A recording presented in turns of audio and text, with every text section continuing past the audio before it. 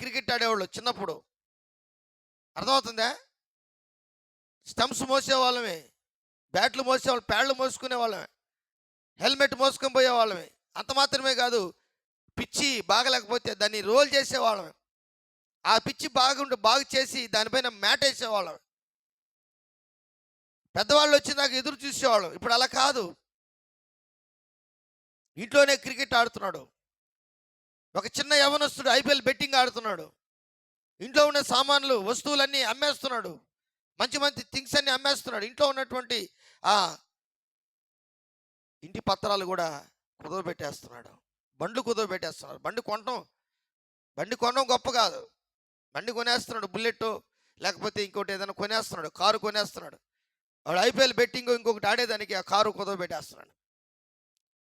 ఎంతమంది వడ్డీ వ్యాపారస్తుల దగ్గర ఎన్ని బండ్లు ఉంటాయి తెలుసా మీకు? తెలుసా?